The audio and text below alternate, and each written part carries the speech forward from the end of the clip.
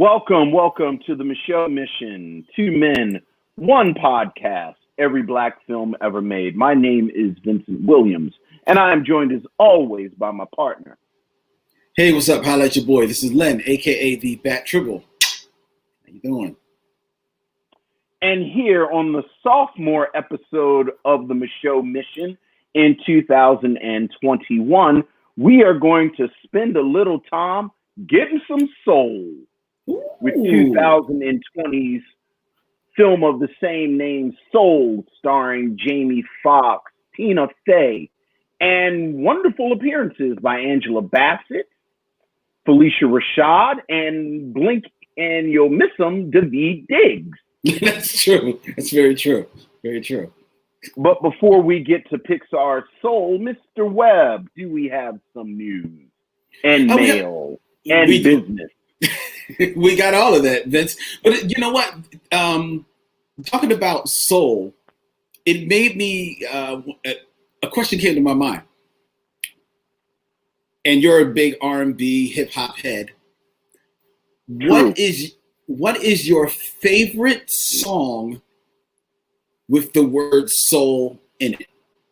Now I'll tell you mine. Mine, okay, hands down, is You Know I Got Soul, Eric B. and Rakim. Of course. I love that song. I can listen to that song almost on repeat all day long. Absolutely love that song. And every time I think of this movie, I think of that song, and I'm waiting for it to show up in the movie, and it doesn't. And I'm slightly disappointed about that.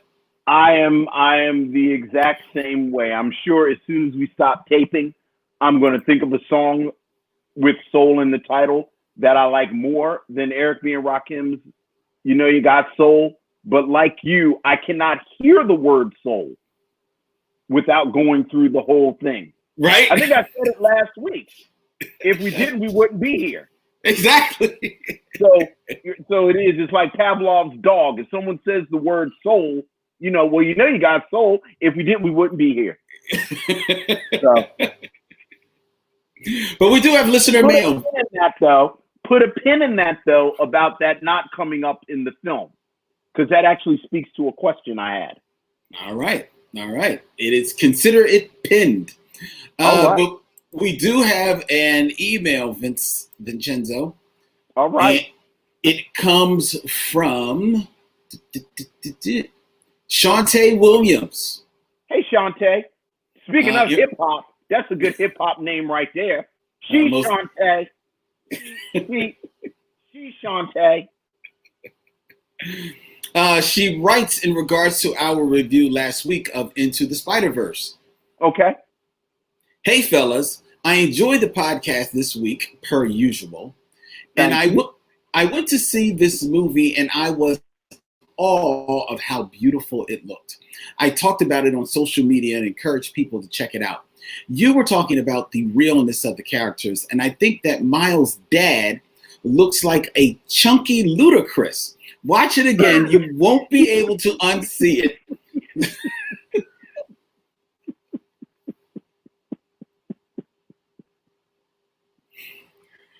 Wow. I don't know if I was calling Ludacris when I was seeing him. Chunky Ludacris sounds like a good dessert, though. That does not sound like a good dessert. Chunky Ludacris? Like Chunky Ludacris. It seems like it's almost like a brownie situation. With like nuts. Well, now you're talking Ludacris. Like peanut butter stripe. And it's like, ooh, I'm like Ben and Jerry's could have a flavor called Chunky Ludacris. He's from Atlanta, so maybe you could incorporate some peaches in there. Okay, all right. Yeah. Ben, Jerry, give me a call. Yeah. Speaking of having too much in there, I probably like once, Mr. Producer. Segueing. Once a month since this whole, stay in a house, shelter in place that the world has been on. once a month, I treat myself to ordering out from the Cheesecake Factory. So then I get a cheesecakes. Now I get 3 cheesecake, one for each day of the weekend, Friday, Saturday, and Sunday. And I get the Godiva chocolate cheesecake. I get the chocolate mousse cheesecake, and then I get the surprise one. I just try one, right? Okay. So this past week, I got the Reese's peanut butter cup cheesecake from the Cheesecake Factory. All right. I did not make it past 2 forkfuls, 2 scoops of this. It was just too much. It was just down. It was just an overload of like too much. Like there was chocolate and the peanut butter and then the cheese, and it was just too much. You know what I mean? Did you have it Friday or Sunday? Well, here's the thing. I had it I smartly had it Saturday. So I still had a good piece of cheesecake waiting for me on Sunday that I actually didn't wind up not eating until Monday. But I didn't have, and this also disappointed me because I also bought some chocolate chip cookies from the ShopRite, and I got home and they were stale. So not only did I have an overload on my Saturday cheesecake, but my chocolate chip cookies were also no good. So Saturday I did not have a dessert. Right. And at some point during the weekend, you had a big salad, right? Or no, you skipped 1 or 2 of these meals and just drank water. See, here's the thing. You intermittently fasted so that you could eat 3,000 calories of cheesecake every night. That's also what you did, correct? No, that's not. See, here's the thing, though. Brother.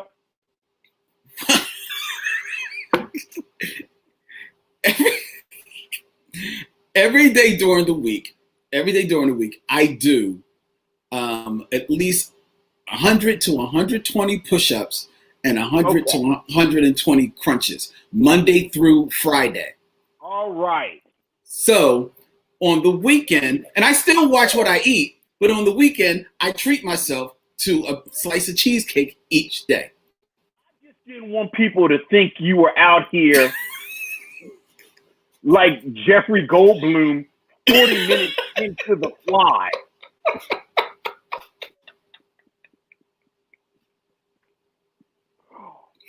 Over there with a spoon just digging out the trash can. I just wanted to get it all on record. I wanted people to understand you're not just sitting there, because you sounded real crazy. Why does it sound crazy? You sound like you were going to be on the show on TLC. I only eat cheesecake. So I just wanted people to know that there's a whole, composition to how you approach. That's all. I'm just looking out for you. Yeah, well, thank you. Before your older sister hears this and you get in trouble. Thank you. You know what I also did this weekend, Vince? I Took a long walk. I did, actually. I did.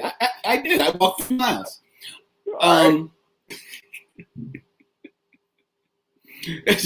That's right, Sharon. I'm living that hashtag once a day cheesecake life.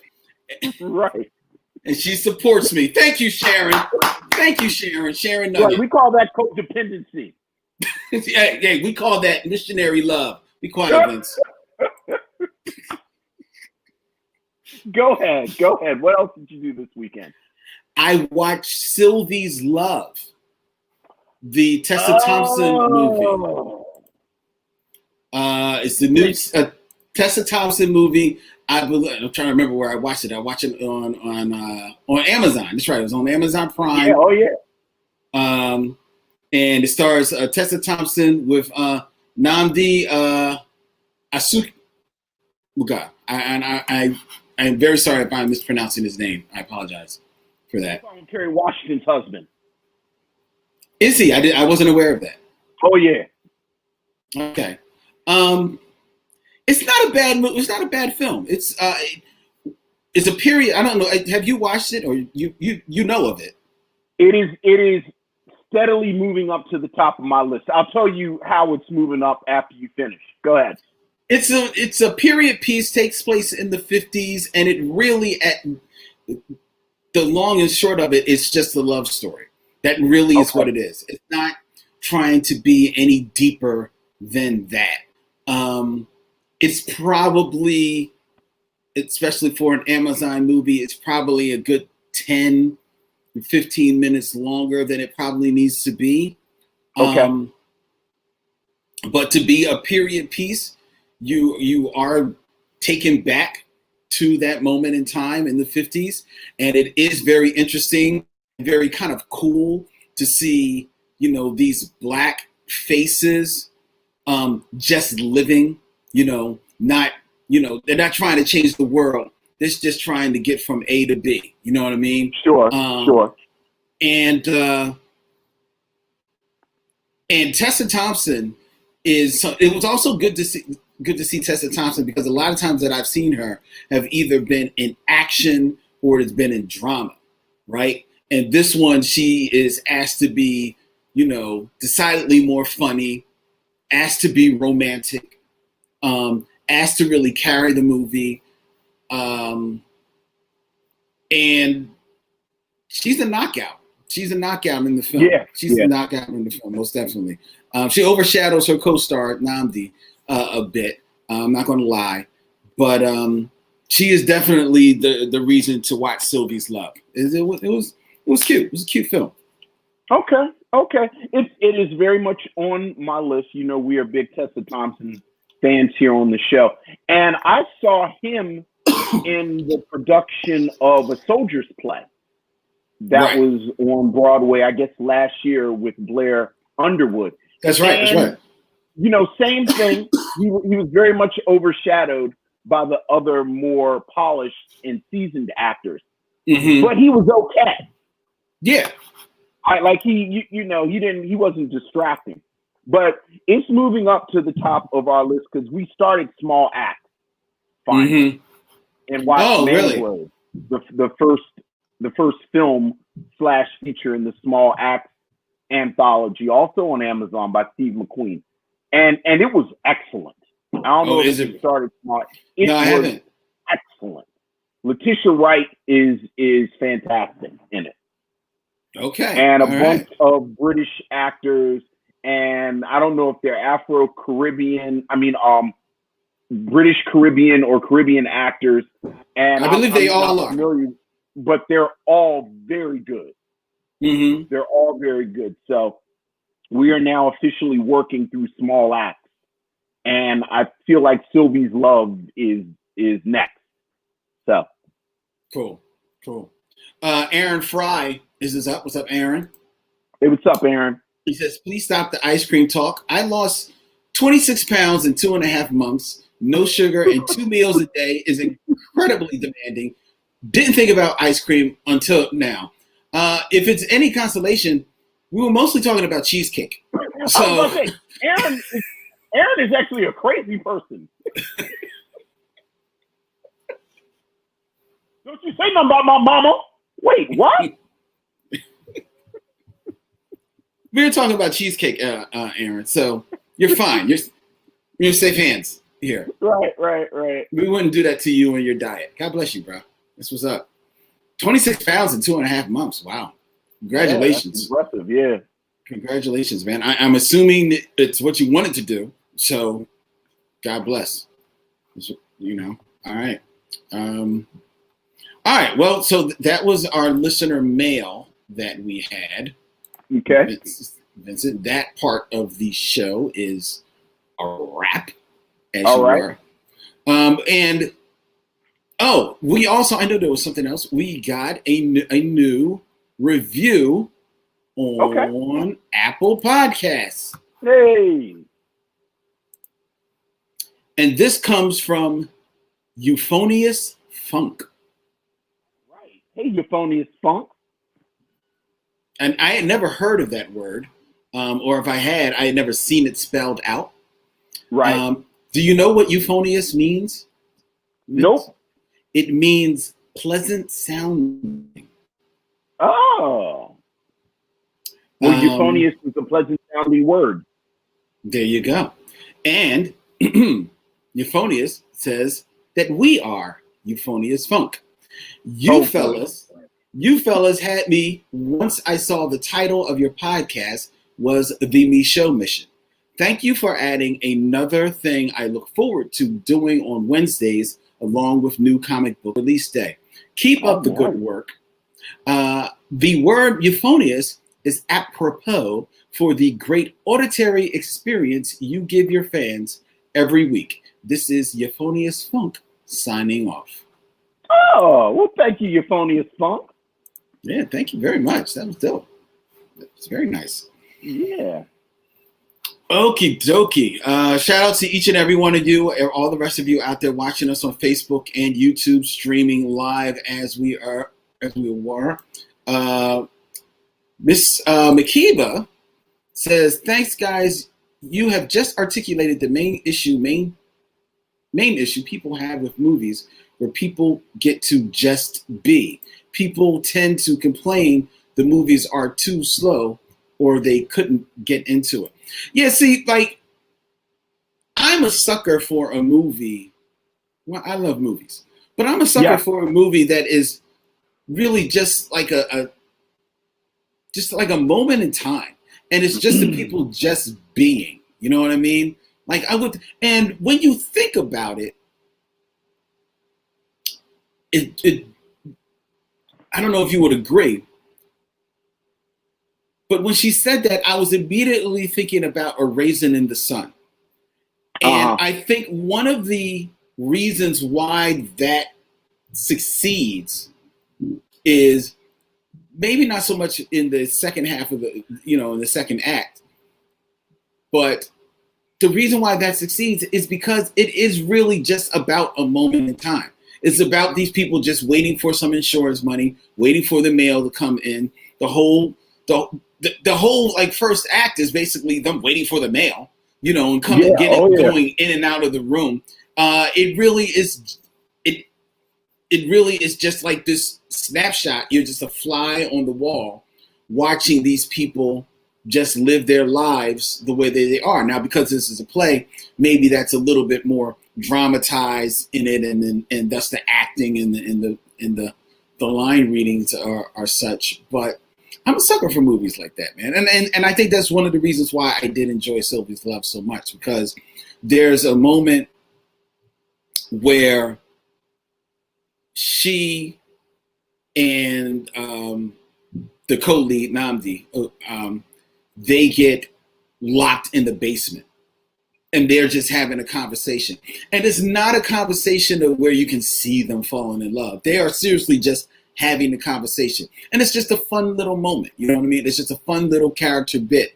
And it's a shout out to the producers of that film, that they had the courage to write that scene and just let it be just like that. The screenplay was written by Eugene Ash, who also directed it. So shout out to Eugene for just having the courage to just having taking the time for just that small little scene where they're really just talking about music while they're sitting on the basement steps. Sure. Look, it is well documented, and I like to always say it.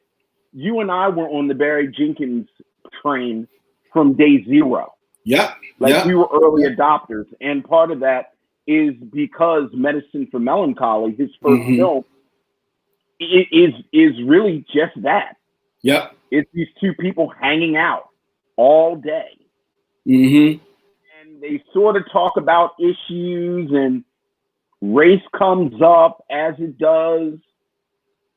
But it's just, you have these two well-developed characters enjoying each other's company, and we get to eavesdrop as the audience. Mm-hmm. And unfortunately, you don't see that a lot with Black characters. Right. So, like I said, it is certainly on the list. Yeah, there is a film. I don't know. I don't think this is part of Small Axe, but there's a film on Amazon. It looks like it's on Amazon. Lovers Rock. Are you familiar with this film? Yeah, I think that's part of Small Axe. Yeah, that's right. I thought it was part of That's part of Small Axe. Yeah, by Steve McQueen. Yeah. And Chris Stevens in the comments just mentioned about that film, saying that it's a great film from this year where you're just fly on the wall, watching things play out. Yeah. So, apparently Lovers Rock is the jewel of, like, that's what the word is. Oh, really? And I'm looking forward to that because Mangrove was excellent. Now, are these feature-length films? I thought they were maybe shorter films. I thought they were an hour, but Mangrove was 2 hours. Okay. Now I'm like, did this brother just put out a bunch of movies? This dude just put out an anthology of feature films. Right. Damn, black people can't never just do regular stuff. So it's like, yeah. Steve McQueen said, I'm going to just make some movies. Hey, I ain't mad at him, though. Look, it is a beautiful moment. I'm not going to call the show out that I was talking about. I don't think maybe we were talking about, but we were talking about something, and I said I don't watch it just because it's okay. And this is not the time for okay. Well, that's true. Like there's too much good stuff for just okay. Speaking of good stuff, Aaron Fry says that I guess I was thinking about cheesecake ice cream, which is one of my favorites.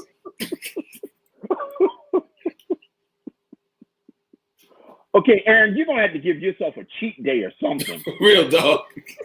Just to get it out your system. You need some.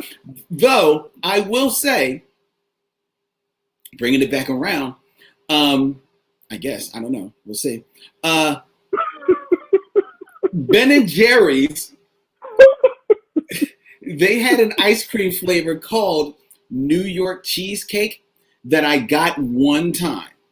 And I thought it was absolutely delicious. And I can't find it. And you're going to stop all this free advertising for people, too. Like Cheesecake Factory and Ben and Jerry's can't be sponsors. Who knows? Maybe they will. Maybe they'll sign up to be sponsors. Well, hopefully, now. They see that we got love for them. Right, yeah, all weekend, apparently.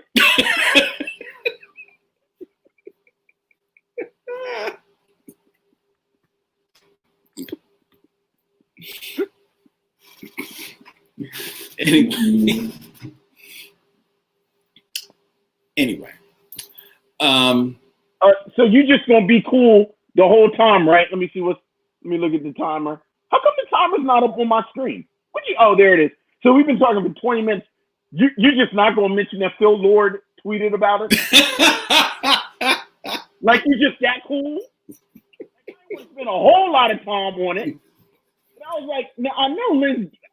Like, are we just not gonna mention that the dude who wrote Spider-Man Into the Spideyverse is a missionary? Like, we're not going to talk about that at all? You just want to talk some more about cheesecake? Aaron's going to think it's ice cream? Speaking of good things that happened, last week we reviewed Spider-Man Into the Spider-Verse. And Toya Haynes, our dutiful social media director, posted out on Twitter about us reviewing the film. And lo and behold, missionaries, we heard from the director of Spider-Man Into the Spider-Verse. Writer, Phil Lord, who, and I'm going to find the tweet so that I can read from it directly so that Vince will be very happy. Because this had me and Vince giddy for days upon days when this happened, ladies and gentlemen. Here we go. I'm going to go find the tweet right now from Mr. Phil Lord, where he said, "You guys are too nice. Thanks, Micheaux Mission. I listen to your show all the time, and so should everyone." How nice is that? Thank That's really, that's really nice. I just wanted to acknowledge it on the show, you know. It's really nice. That is very, very nice. Very appreciative. Yeah. And it was really cool. It was really, really cool. That's all. And we continue. And now we continue. That is exactly what we do. Wow. At least one director likes us. That's nice. Look. I'm gonna say it on the mic like we say. You never know who is listening. You never know. Sharon Nugget says, "Oh my God, that's the coolest." We getting all thumbs up from Miss Makiba, and indeed, it's actually the coolest and very dope. Look, you know what I say? I don't say nothing on this mic that I won't say to somebody's face. That's true. That is very true, and I've seen it. Mm-hmm.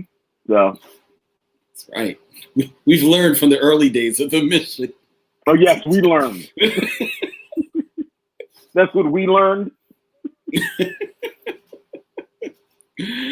You know what? It's already 27 minutes in. It's time, Vince.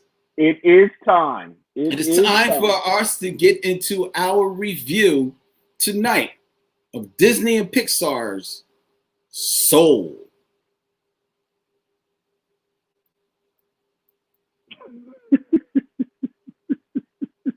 But first, it's time for trailer talk. And all man, right. We got some good trailer talk for you today. And I was waiting. I've been sitting here waiting, kind of slowly piecing it out, waiting to see if I saw a certain name pop up in the comments. That name didn't pop in. So, George Kimona, this trailer talk is for you, dog. Vince. Yes. Did you see the season finale for Star Trek Discovery? I did indeed. What say you, my friend? Look, I think the season overall has been okay.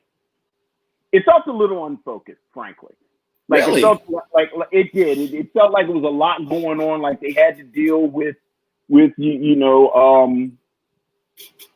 Yeoh's character and kind of they're in the future and the far future and everything that's going on. But the only thing that I really want to talk about is Michael Burnham becoming the captain, which is just this huge thing.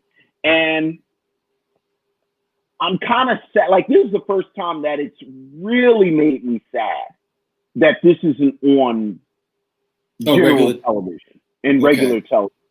Because thinking back to when Avery Brooks was cast, even when he wasn't captain, thinking back to when and I just forgot the actress who plays Janeway. Catherine Mulgrew. Catherine Mulgrew, when she was cast as the captain of Voyager. I think Star Trek is big enough in popular culture that the captains are a big deal. Okay.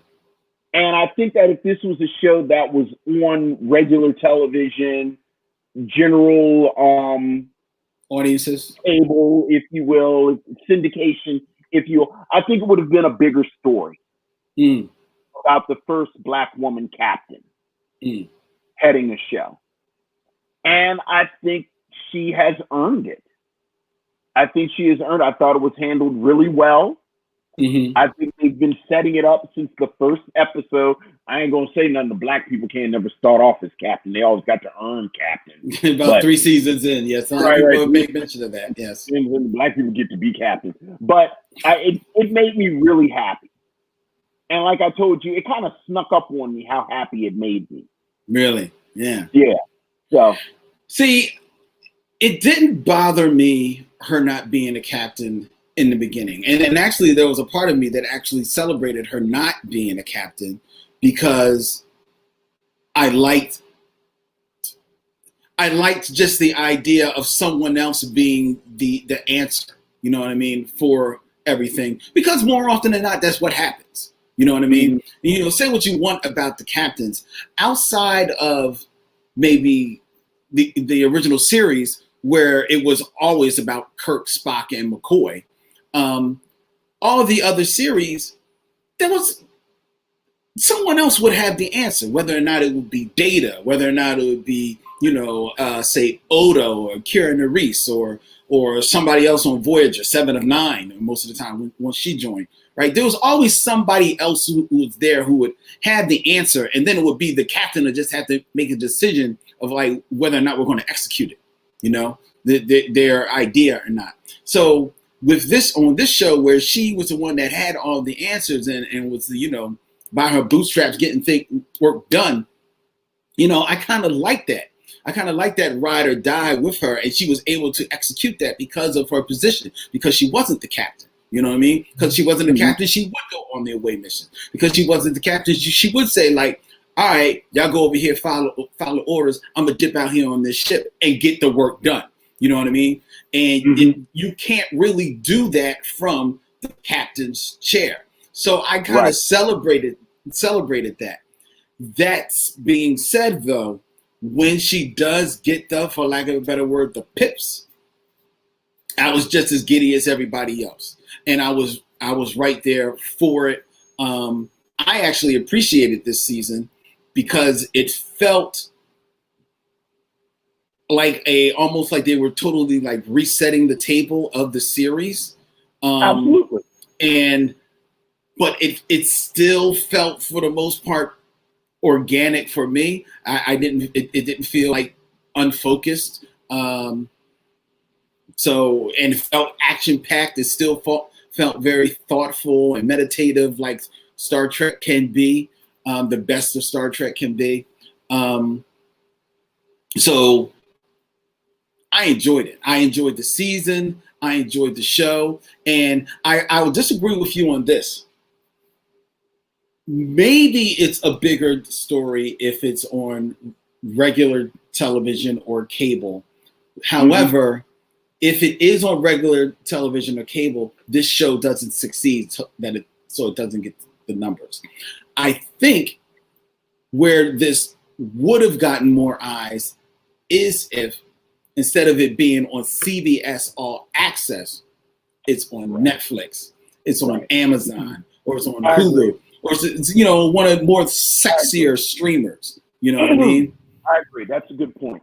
That's a good point. I will say this too about your description of what you liked about Burnham not being the captain. It must be pretty sweet that show that you just described is going on Lower Decks. That's true. That's true. You just described Lower Decks, which I think is doing it brilliant. Like, talk about a show that's better than it had to be. Yeah. Like, how was Lower Decks so good? Well, they got good. They got good people manning the Star Trek universe right now. They are. It's a good time. It's a good time. You know, between this and the Star Wars stuff, this is a good time for the straight down the middle sci-fi fan. Yeah, most definitely. So, well, that was trailer talk, ladies and gentlemen. When George Kimona signs on to the stream and then to the chat, ladies and gentlemen, make sure to tell him, like, hey, you missed trailer talk, George. You may want to rewind the video. We were talking about Star Trek. I went and got a sandwich. Yes, Deborah Battle said that the show is on Netflix in other countries. And that's true. I do know it's on Netflix in other countries. Right. I think it would have been bigger here in the United States if it was on Netflix, or if it was on, let's face it, there ain't nothing sexy about a streamer that's called CBS All Access. You know what I mean? Like, you know, all props to Star Trek and how sexy that show is, and all props to our girl Simone Missick and All Rise. But CBS just don't like sound like, you know, sexy. You know what I mean? Yeah. You know, I mean, and there's talk that they're actually going to be. What you say? Sit back and get comfortable. Yeah, exactly. That's what it sounds like. You know what I mean? So, you know, sit back with these Agatha Christie reruns. But I think that's one of the reasons why, if I remember the story exactly, they're actually going to soon. Yeah, change the name. Change the name to like Paramount or something like that. Paramount Plus or something like that. Yeah. Which you know is better than CBS All Access. That's what I'll say. CBS All Access, yeah. Yeah. So all right. Okie dokie. Right. Now it is time for our review of Soul.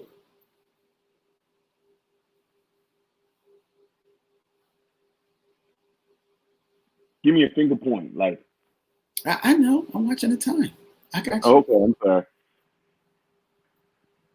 And keep it quiet so that I can. It's an edit point.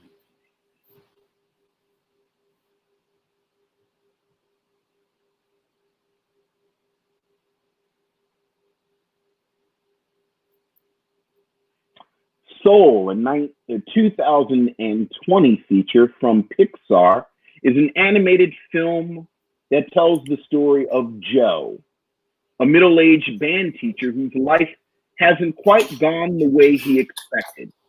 His true passion is jazz and he's good, but when he travels to another realm to help someone find their passion, he soon discovers what it means to have soul. 2020's Soul, directed by Pete Docter, co-directed by Kent Powers, written by Pete Docter, Mike Jones, and Kemp Powers, stars Jamie Foxx, Tina Fey, and great turns by Questlove, Felicia Rashad, Angela Bassett, and once again, in a scene and a half, the great Daveed Diggs. This was the choice of Lynn Webb. Lynn, what say you of 2020's Soul? I'm going to say that this is the film where Pixar didn't care. Pixar has coming in hot. Well, here's the thing. They have been in the game for years now. They came out of the box with Toy Story. With, if it wasn't the first, it was one of the first computer animated full-length feature films, and it blew the doors off. It was an explosion in the animation world, and from then, Pixar would have hit upon hit upon hit as the quality of their films kept improving, as far as the animation and the storytelling of their films would evolve and garner awards after awards, accolades over the years, going from Toy Story to the Finding Nemo, The Incredibles, Bug's Life, and all the way up to just, I think 2 years ago, Inside Out. Mm-hmm. And all of these films have had a level of, the animation is not to be knocked. I mean, we could go on and just do just talk about the beauty of their animation for days, right? Mm-hmm. As many now in 2020, as many computer animated films that are out there, computer animated companies and production houses that are out there, they all kneel down at the altar of Pixar, and it's rightfully so, and it's always on display every time they put their A game on a film, right? So we could go on all day about that, but there's storytelling that's always involved, and it's always been very evocative, and it's always been films that kids enjoy because of the spectacle of it. They enjoy the humor in it, and parents appreciate it because the films have a thoughtfulness. They have a bit of a message. They have enough maturity that the parents' eyes don't glaze over, and the films are also filled with enough member berries that are going to keep the parents awake and enjoying them, right? And that has been their recipe for success forever. And then it got to Soul, and Pete Docter, the director of this movie, coming off of Inside Out, an award-winning film that spoke about what it meant to be a little girl and having to deal with all of these feelings that are inside of you warring against one another, and looking at life from that perspective in a fanciful, fantastical way as Inside Out did. Coming out of that film, Pete Docter, and trying to figure out what he was going to do next, said, you know what? I think I got to do one for the grown-ups in the room. We are bringing grown-ups to the room. The grown-ups have been in the room all the time. I think we're going to have to give the grown-ups some. Yeah, we'll put in some member berries for the kids. We'll put in some softness. We'll put in a little ha, he-he's for the kids. We'll have like a little fat cat running around in the movie for the kids. But I think we got to do one for the grown-ups. And then once you settle on that, and you bring in all Kent Powers to help with the writing of the film, and Mike Jones with the writing of the film, and they go through 2 years of production of figuring this out exactly how they're going to put this film together, and they settle on that the protagonist in this film is going to be a middle-aged Black teacher / wannabe jazz pianist. When they settle on that and they lean into that, then all bets are off. They're just going to make the movie they're going to make, and they're going to trust the brand that is Pixar, that people are going to come along for the ride. The kids are going to come along for the ride, and they're going to watch this movie, and they're going to get what they get out of it, and it's going to open up some questions in their head, but they're going to be there with their parents, and the parents are going to be lockstep in them, because there's going to be aspects of this movie that don't just speak to parents, that don't just like tickle their funny bone, but there are going to be aspects of this film that really resonate with parents, and it's going to, make them, for the first time, identify and see themselves in a Pixar film. And I felt that the first time I watched it, but I watched this film on Christmas Day when it was released, and I thought that maybe, I'm just, for whatever reason, I don't know, man. It's good, but it's still. I was worried about who's the audience for. Is this for kids? Because it doesn't have the feel of the typical Pixar film, right? It just doesn't. But then watching this movie again, I realized I didn't care. I think the audience for this film is for people, is honestly for people like me. And if my little kid sitting next to me enjoys it, great. If not, okay, all right, that's fine. Because there is, in this film, about this jazz pianist who is a teacher, and at the dawn of getting his big break, finds himself dying, and then has to go through this existential journey with this unrequited soul, if you will, to find out exactly what life is. And this is a middle-aged man. He's lived a life. And this is an unrequited soul that just refuses to live. And the two of them come together to show one another exactly what life is. And what life is just living. That's all that life is. It is just living and celebrating the being of alive. And that's what this, at least that's what this movie is to me. Maybe it's like that to a bunch of other people, but as I sat and watched this film, that's what it was to me. And that's spoke to me in such a way that I don't remember feeling from almost any other film like I've watched in a very, very long time. Interesting. I'm not even going. It just hit me, man. There were moments in this film. There's a moment, and don't get me wrong, it's funny, but there's a moment in this film where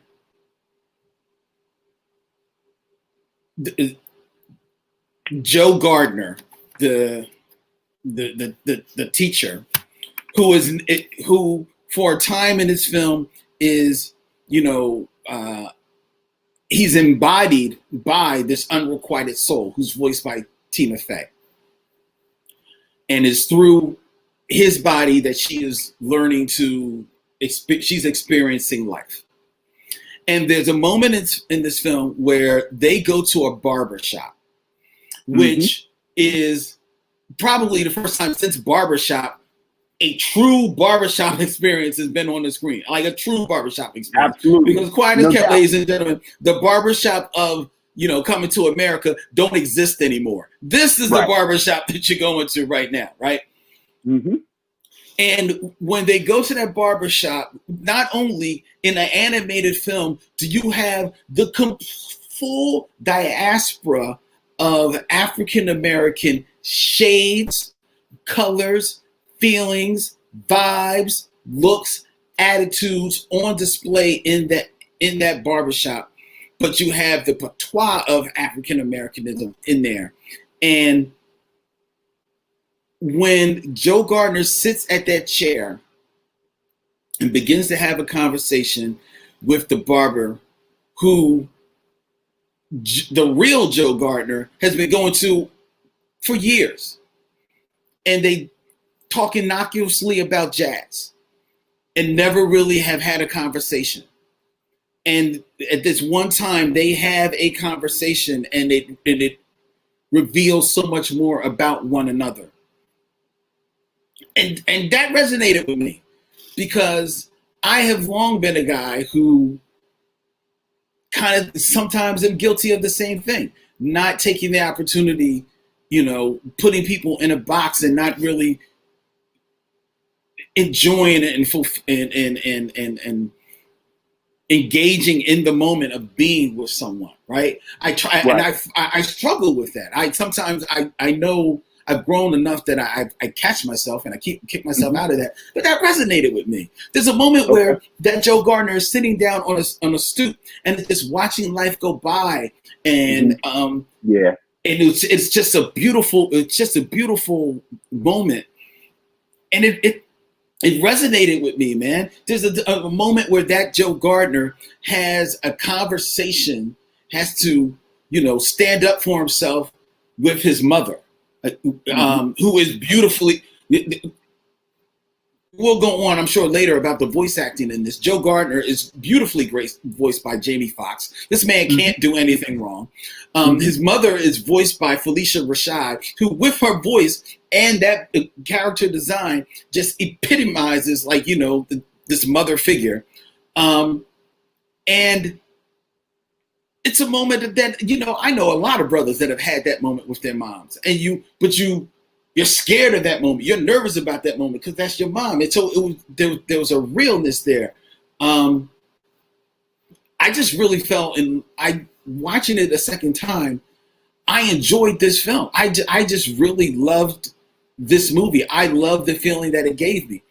I've heard a lot of the, the different criticisms about this movie, about the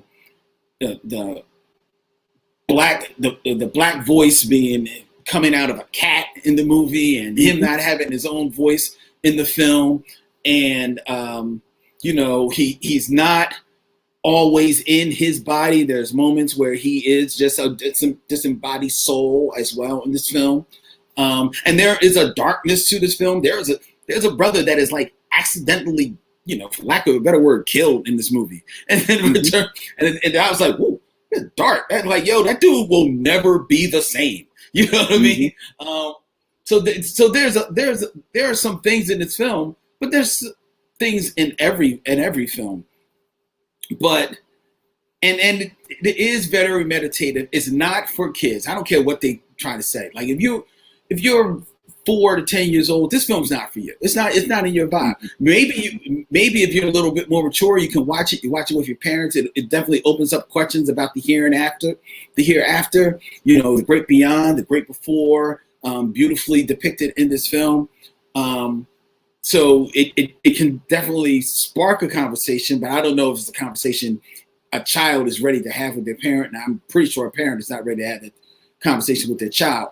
But if you're in your teens and you're adult, there's a lot in this film to enjoy. There's some stuff you could talk about, but I think on the whole, this was just a lovely, lovely piece of work. I enjoyed it.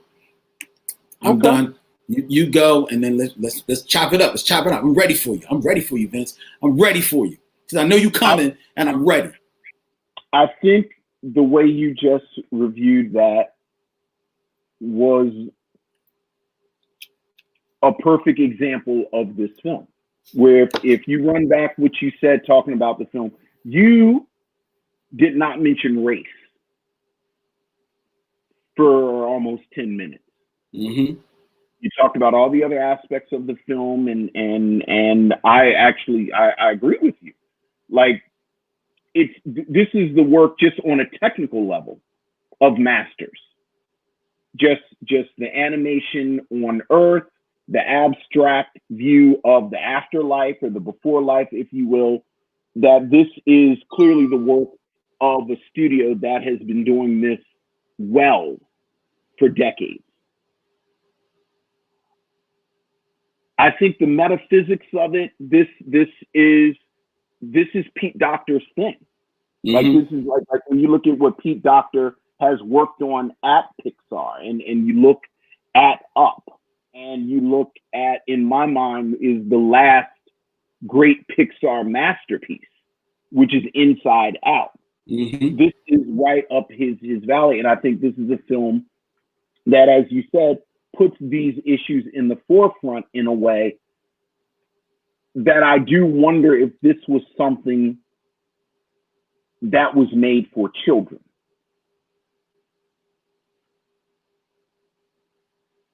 But when you say race is an afterthought in this film, I think the problem with Blackness being an afterthought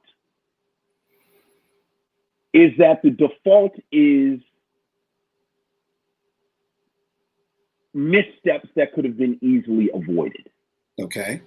Missteps that could have been easily avoided, as you said, and I have to say I've been concerned about this film through its development, just from interviews with Pete Docter, where Pete Docter said that he didn't know about this trope of Black characters not having their bodies until it was told to him well into the production of this film. And as I've said, I know this has been a very public conversation, at least since The Princess and the Frog. So for over a decade, people have been talking about this.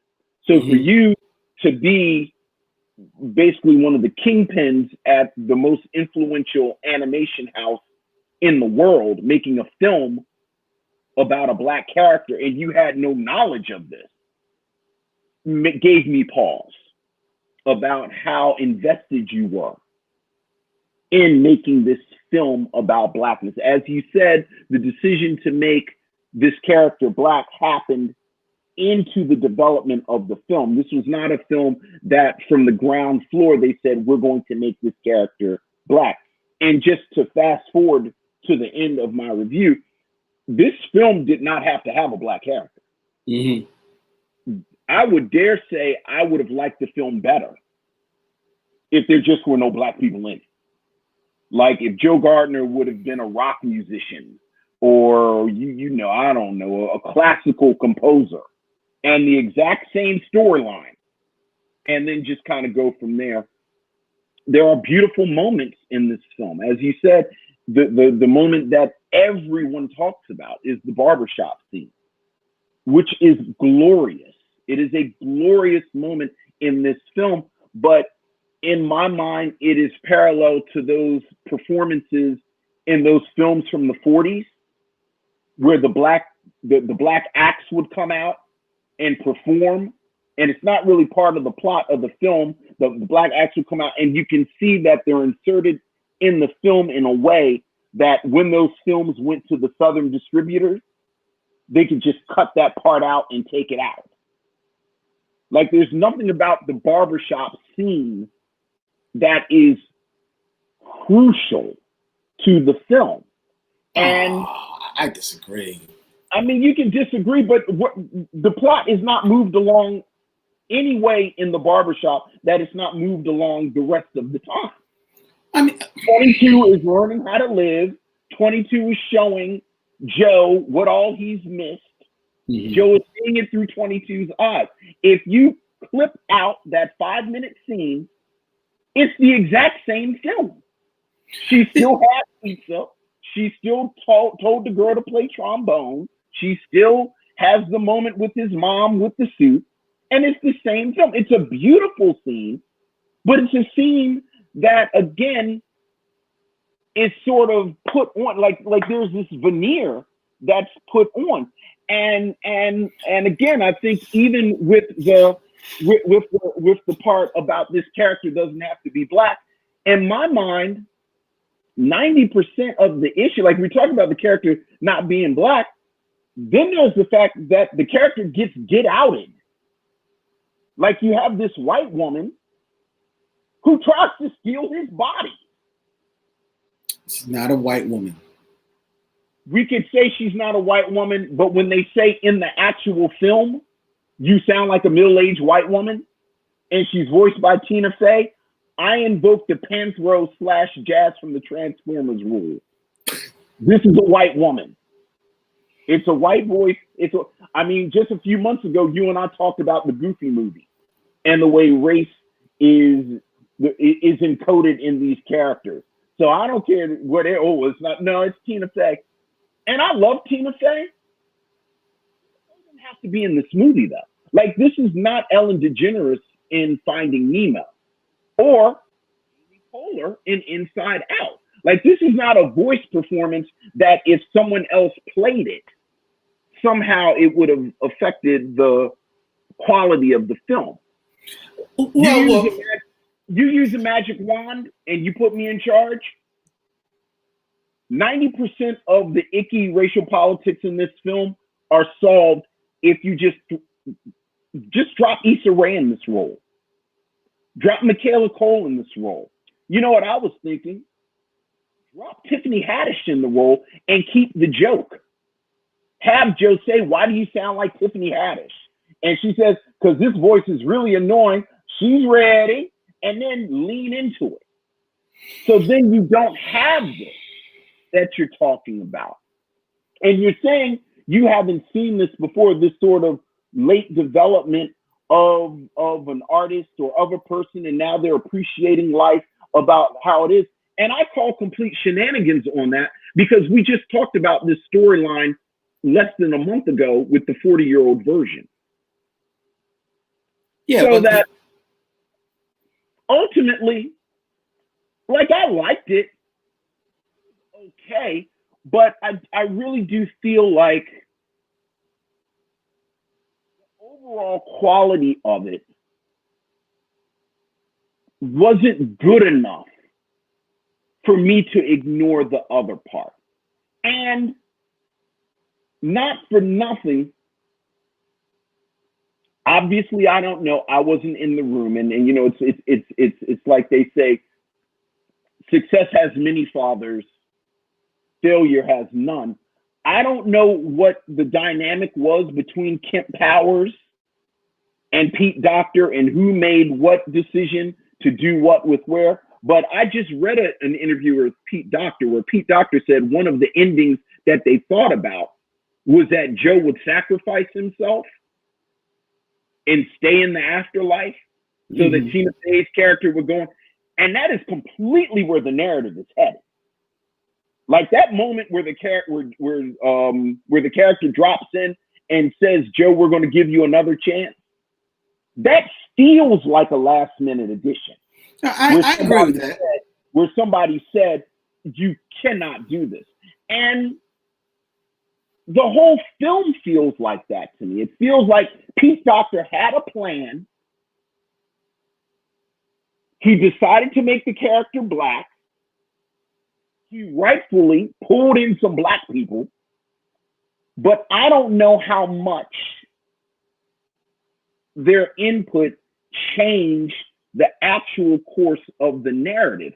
And ultimately, I think it's like it's not black enough for me to really be invested in it, but it's too black so that it distracts me from all of the metaphysical elements that you know, rightfully you spent all that time talking about.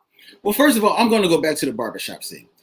I think that barbershop scene is, I don't think you can necessarily excise that from the film, because I think what happens in that barbershop scene is for Joe's benefit. Joe, up to this point, thinks he has an idea of what is happening.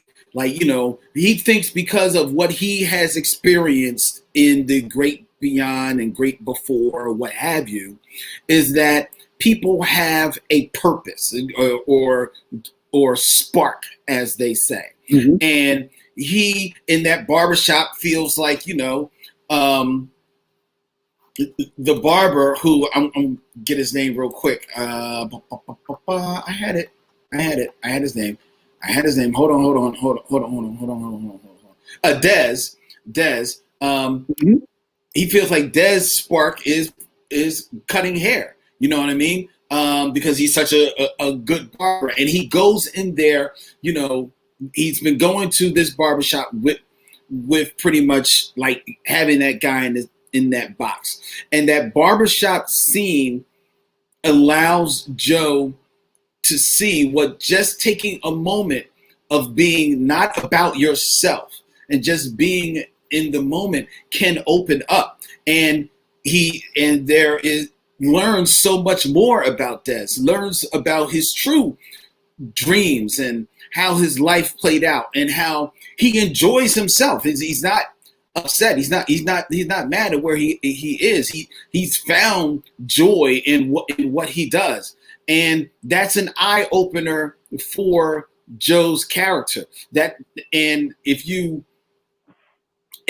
that a stop along the way towards his ultimate enlightenment at the end of the film?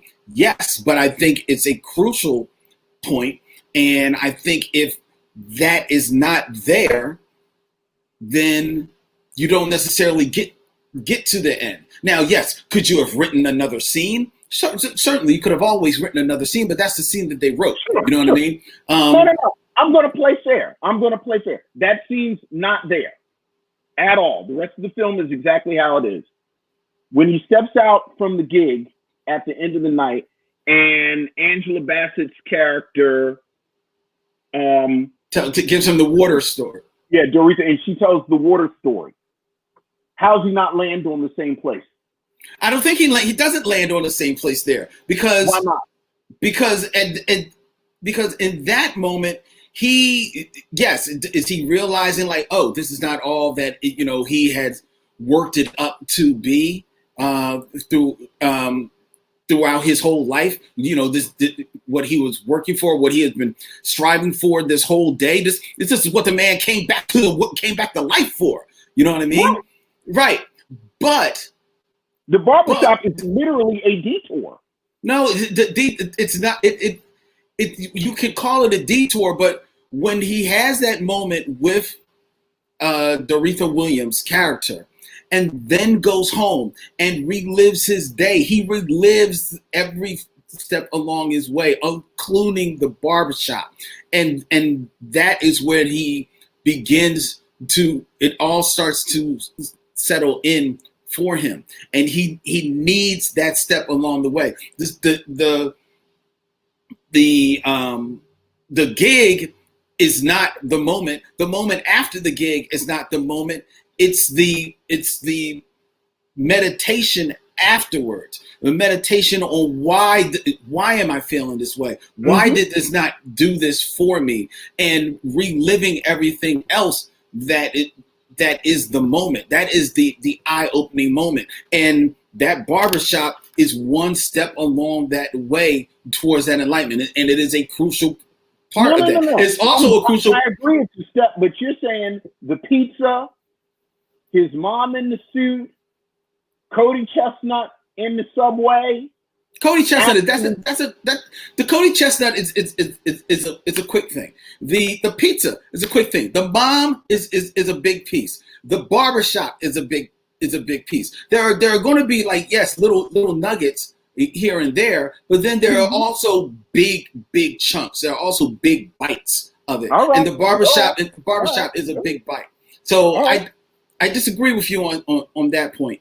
And I also disagree that you could have made this another character. It could have been just a white person. It could have just been rock or whatever. I don't think it necessarily. Maybe like you said, opera or classical music. I don't think that there is the, for lack of a better word, the soul in rock music or pop music or in most other forms, even R&B.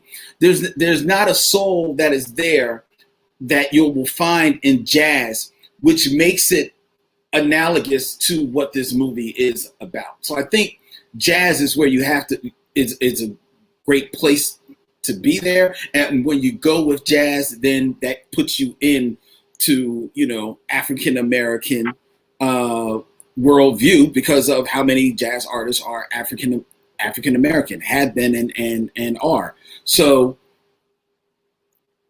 I think that it being African American works in this movie. And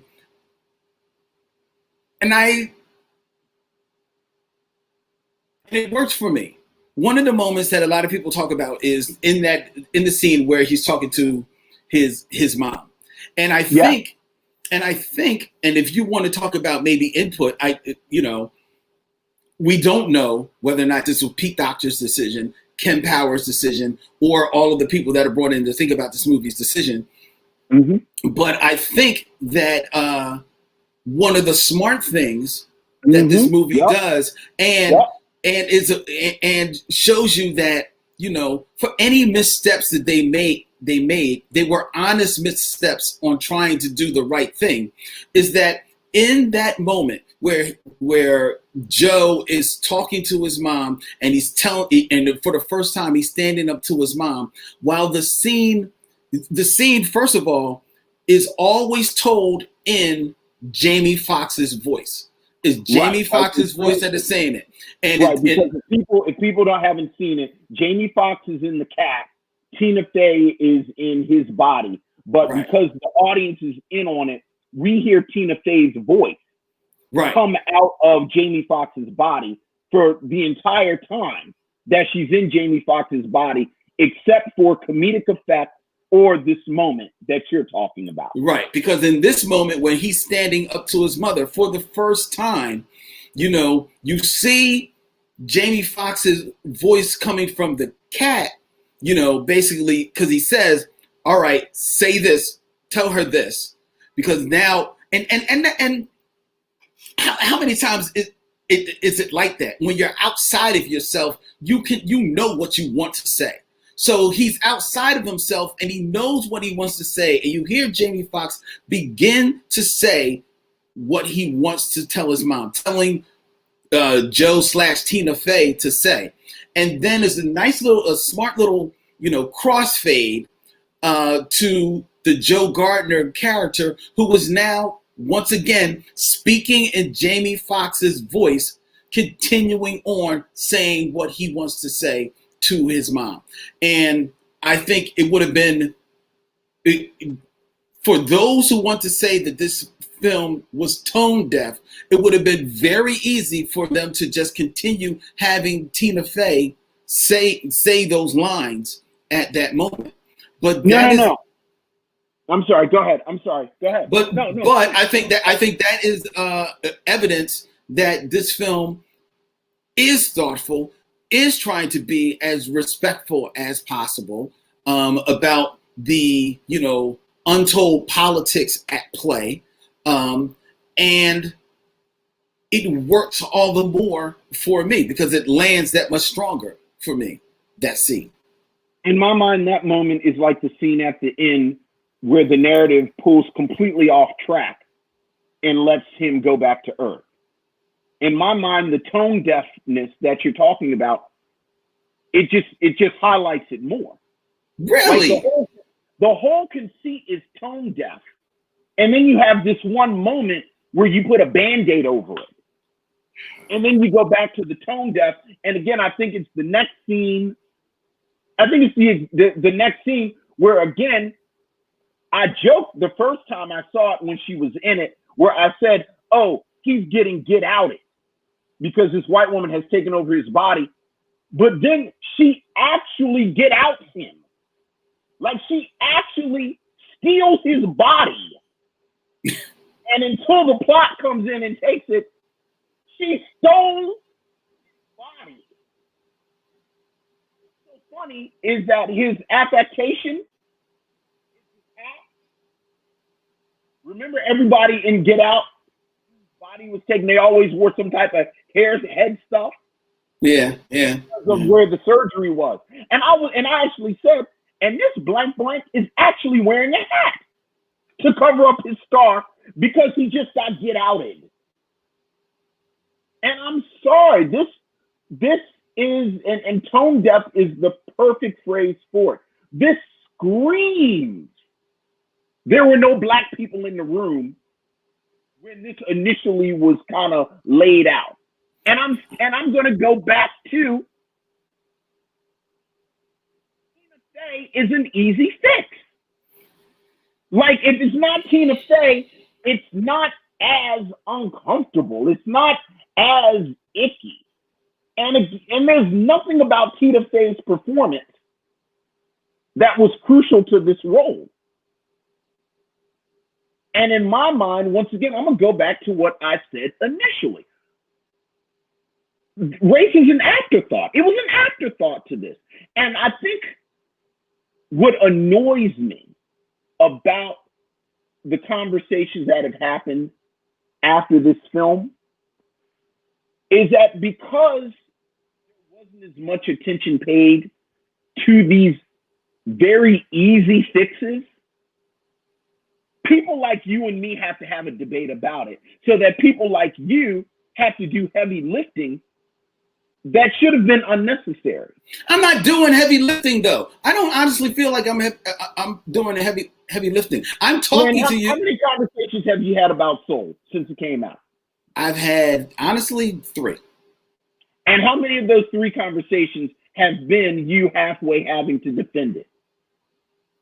Not really. Well, one I kind of had. No, one, and it's with someone who doesn't like anything. Y'all talk about me. Right. So, and then you and I had the quick exchange. We did have the quick exchange. So that was 4. And I think you and I are a very small microcosm of the conversations that have been having in, for lack of a better term, blurred world Right. since Christmas Day. Is that fair? I guess so, but yes. Yes, there's a lot. There are mixed feelings about the film.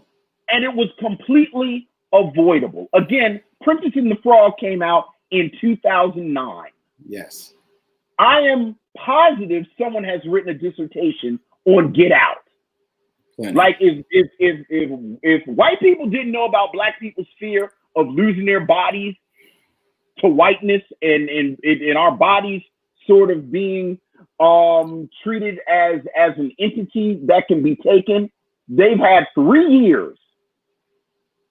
And the fact that these conversations either A, didn't come up during the production of this film, or B, they came up and people said, nah, we got more important things to worry about,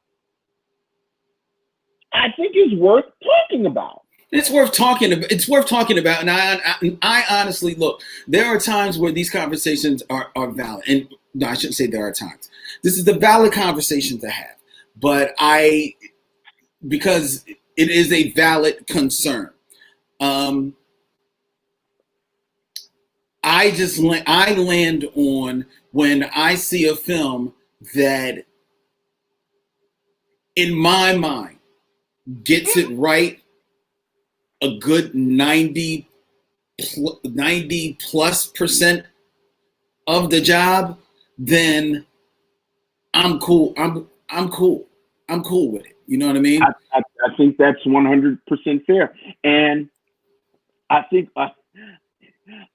unfortunately, in my mind, soul has become, I always put in my category of Jay-Z, where like it sounds like I hate Jay-Z just because I don't like Jay-Z as much as everybody around me likes Jay-Z.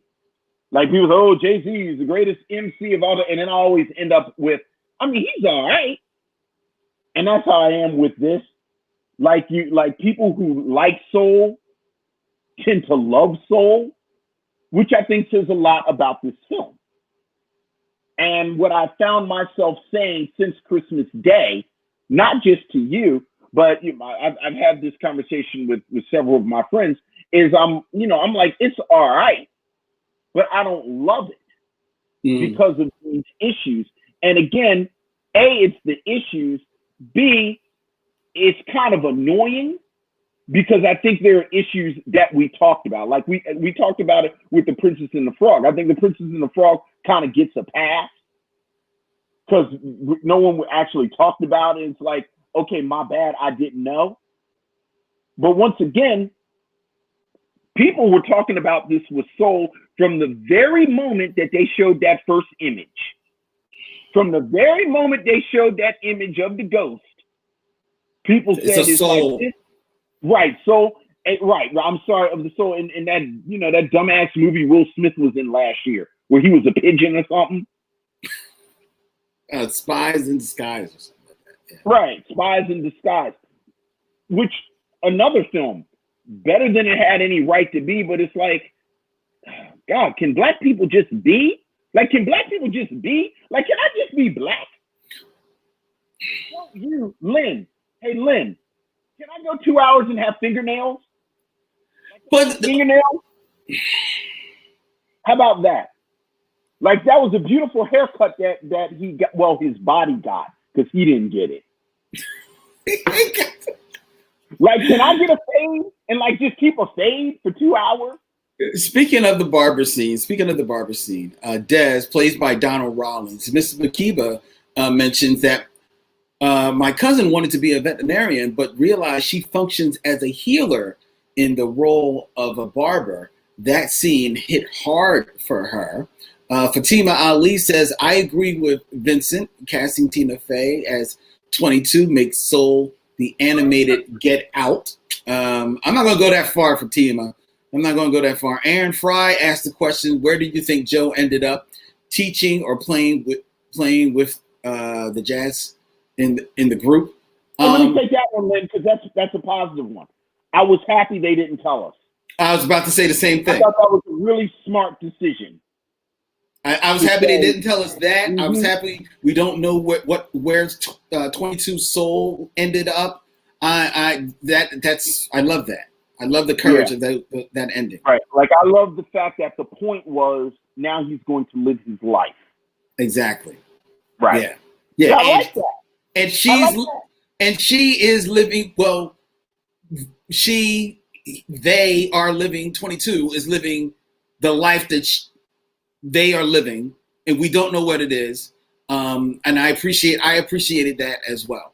And that's hard to do. You'll find that in a lot of films. Like I famously, one of my favorite movies of all time, Sideways, happens with, the movie ends with the dude opening up a door. You don't know what happens. And I think it takes a lot of courage to end a film like that and trust that your audience is going to get it. And it's even more courage for an animated film to do that. Because most of the times, if you see that in an animated film, it'll end that way, but then the closing credits will kind of epilogue everything. Let you know what, right. Yeah. Right. So this one didn't. And I appreciated that. And well, it sounds like we're kind of like on separate ends here with this film. I don't know if we're on separate ends. I think we're on the same end. You're just further out than me. I guess. I will say this. I don't know how many more times I will watch this film.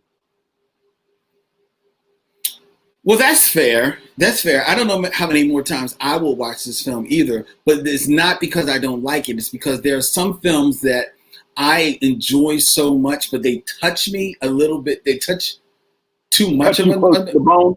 Yeah, too close to the bone. And I can't revisit them. Like, I'll own this film.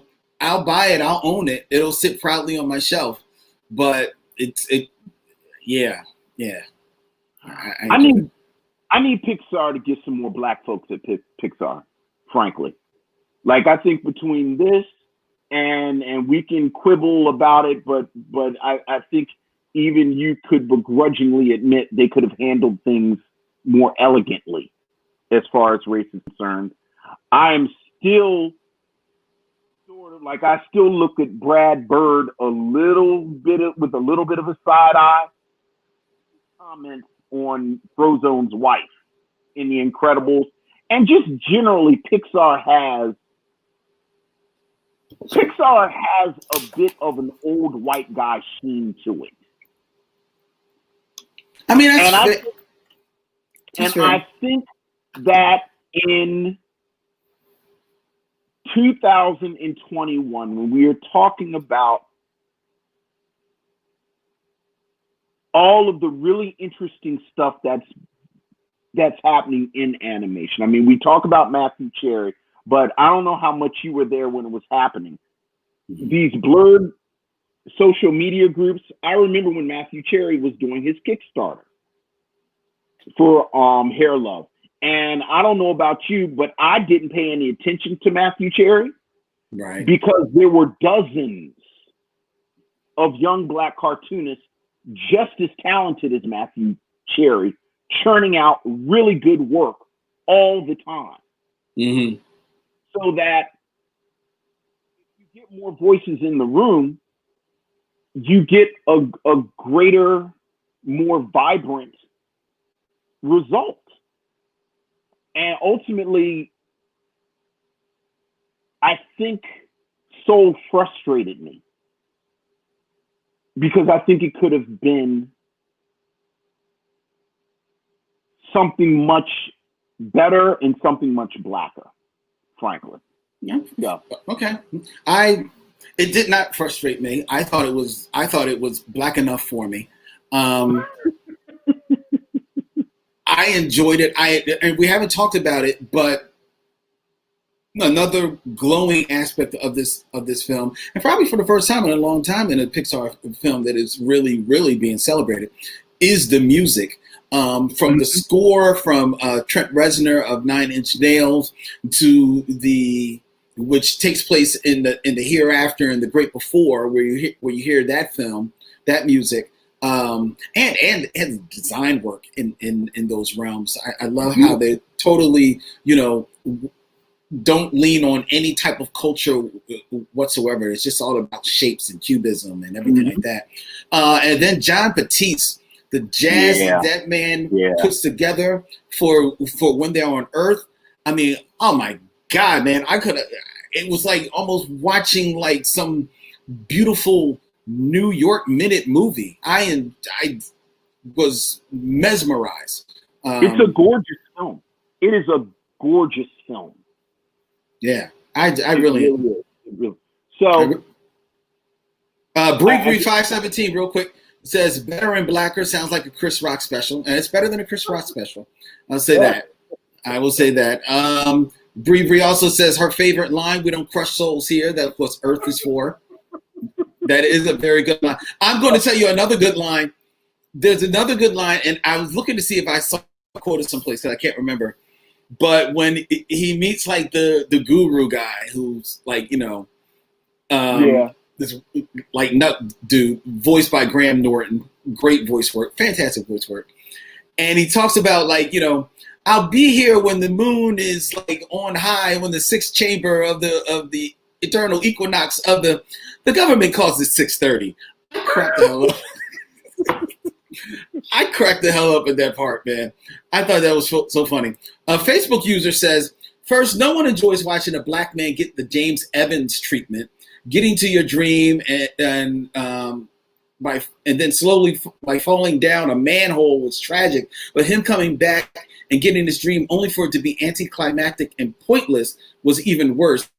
Just the thought of his mother almost losing her husband and son was almost too much. I think, as a creative, as an artist, I didn't see him getting his moment as it being anticlimactic. I saw it as because you have to remember where he is. If he never goes through what he goes through and then has that moment, gets the big break, and still feels that, then maybe you call it anticlimactic. But because of what he goes through, he's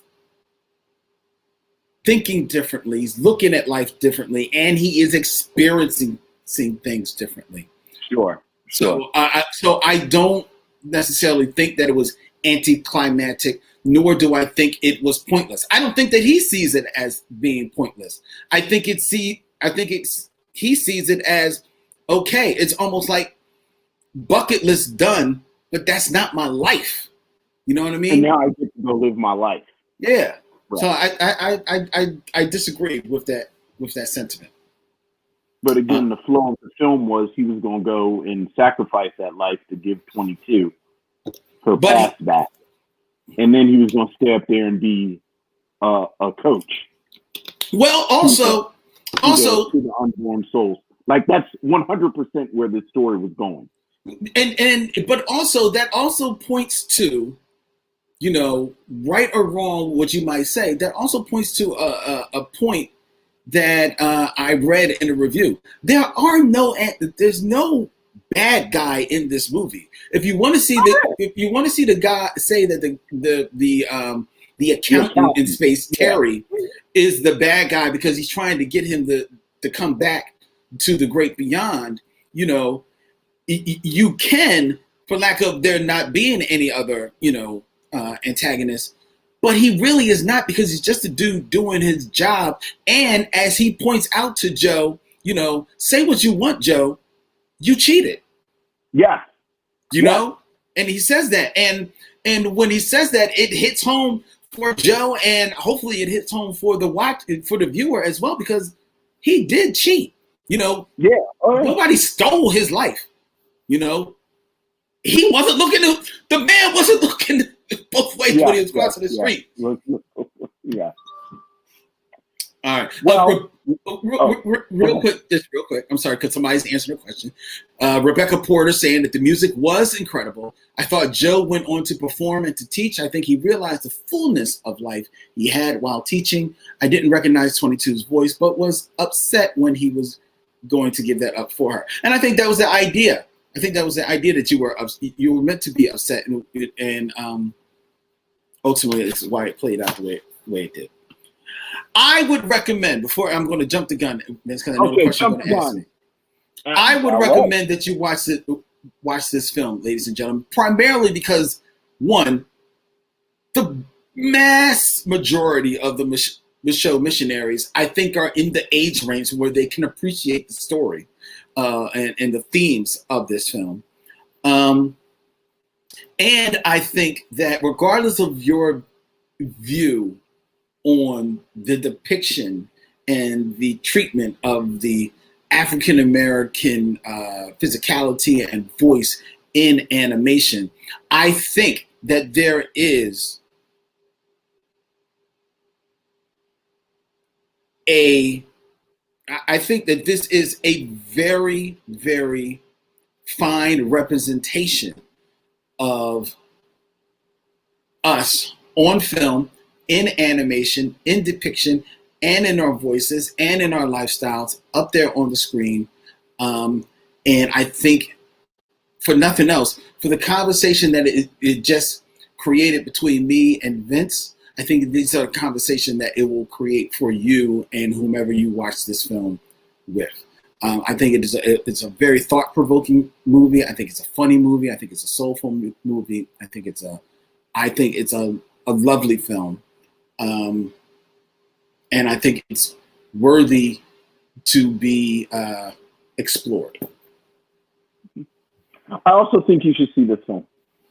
I think it's a beautiful film. I mean, just on the level of craft, much like you just said. I think the abstract, the great before and the hereafter, really reflects a keen artistic vision for this place. I think the depiction of life in New York is beautiful. I think for a film that really is putting forth the theme that life in and of itself is beautiful, it does a great job depicting that and depicting autumn in New York and depicting these people. I think the racial politics are problematic. I do think they're problematic for everything that we have talked about and everyone has talked about ad nauseum. And again, I think a lot of the issues with this film could have been avoided if as much attention was paid to that part of it as was paid to the more metaphysical aspects of it, of the plot. Regardless, I do think the imagery is, frankly, regardless of the messy racial politics, I think the barbershop scene is worth seeing this film. Just for depictions of blackness, if you will. And it's a solid Pixar film. It really is. Like this is a solid Pixar film. And ultimately, my disappointment comes from the greatest of compliments. I expect more. I expect more. I have great expectations. I say all the time in my house, I am rarely disappointed in people because I don't have very many expectations of people. So if I'm ever disappointed in you, that in itself is a compliment. So yes, I also think that you should see this film. There you go, ladies and gentlemen. And to Ms. Makiba, yes, we did speak about Jon Batiste and the beautiful music in this film. And I encourage everyone to go out there and pick up the soundtrack, the score to the film. There are some collector's edition vinyl records that were actually put out on some of the jazz. Hey, man. Yo, I'm telling you, dog. This is some good stuff, man. This is some good. This is gonna be on my Saturday. my Saturday. Listen, when I'm bopping around the house cleaning and eating cheesecake. I'll be in the evening. I can't bop the cheesecake. You gotta sit down with cheesecake. All right. You gotta sit down with that, John. But when I'm bopping and cleaning during on Saturday morning, that's just gonna be some soul playing, definitely. All right. Before we get into what we're reviewing next week on the Micheaux Mission, ladies and gentlemen, we invite each and every one of you who are a fan of our show to go and follow us, like us, tweet at the Micheaux Mission. Go to Instagram, Facebook, Twitter, YouTube. Subscribe to the Micheaux Mission. Show your love for the Micheaux Mission. If you have any thoughts or concerns, feel free to email us at micheauxmission@gmail.com. Hey, Lynn. What? Because we still have social media privileges.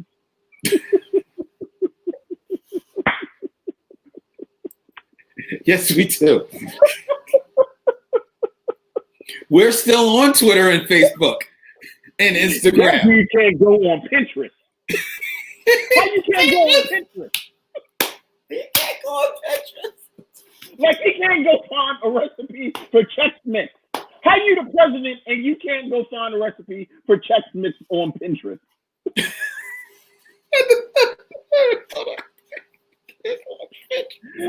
Hope he still got a MySpace account.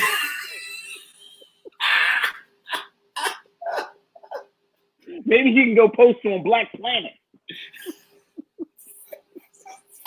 I'm sorry. Black Planet. I'm sorry. You were just listing all of our social media, and I was like, yeah, we got all kinds of accounts.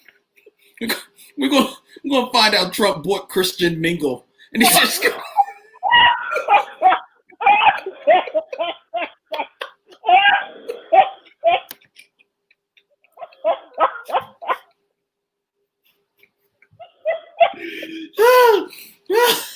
Oh boy. Oh God. Oh boy. It'd be funny if it wasn't actually terrifying. I'm sorry. I'm sorry. Okay.